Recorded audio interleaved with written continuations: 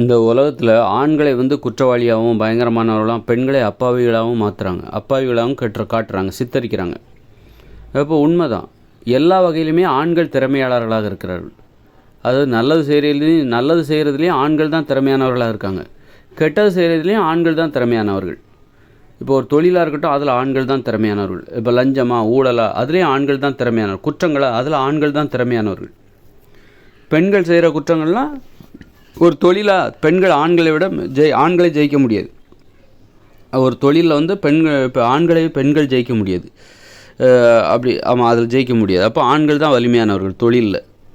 அது மாதிரி குற்றங்களாக இருக்கட்டும், அதுலேயும் ஆண்கள் தான் பெரிய ஆளாக இருக்காங்க. பெண்கள் ஒரு ரொம்ப குற்றங்களில் நடப்பதற்கு அதில் பெண்களுடைய பங்களிப்பு மிக மிக குறைவு, மிக மிக குறைவு. மது அருந்துவது, சிகரெட் பிடிப்பது, போதைப்பொருள் பயன்படுத்துவது, இதில் பாருங்கள் பெண்கள் ரொம்ப ரொம்ப கம்மி, ஆண்கள் தான் ரொம்ப நிறையா.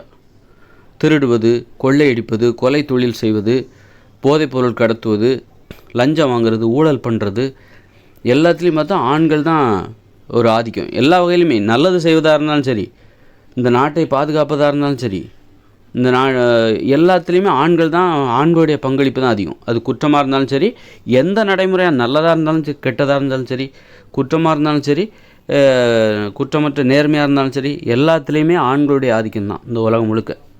அதனால தான் ஆண்களை ஒரு பெண்களை அப்பாவிகளாக சித்தரிக்கிறார்கள்.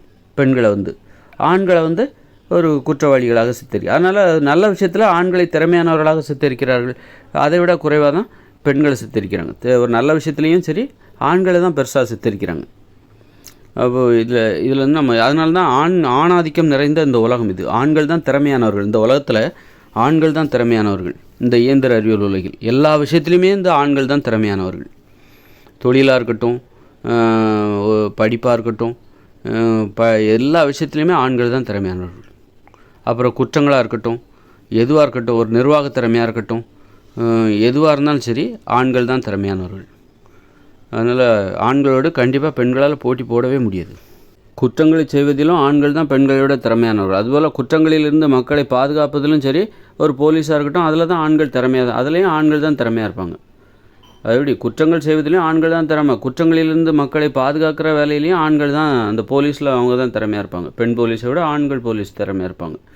அது இராணுவத்தில் பாருங்கள், ஒரு நாட்டை பாதுகாக்கிறதுலேயும் ஆண்கள் தான் இராணுவத்தில், ஒரு பெண் இராணுவத்தை விட அந்த மாதிரி ஆண்களுடைய அந்த இராணுவ அமைப்புங்கிறது ஆண்கள் திறமையாக இருப்பாங்க. இப்படி எல்லா வகையிலுமே பெண்களை விட ஆண்கள் திறமையாக இருக்காங்க.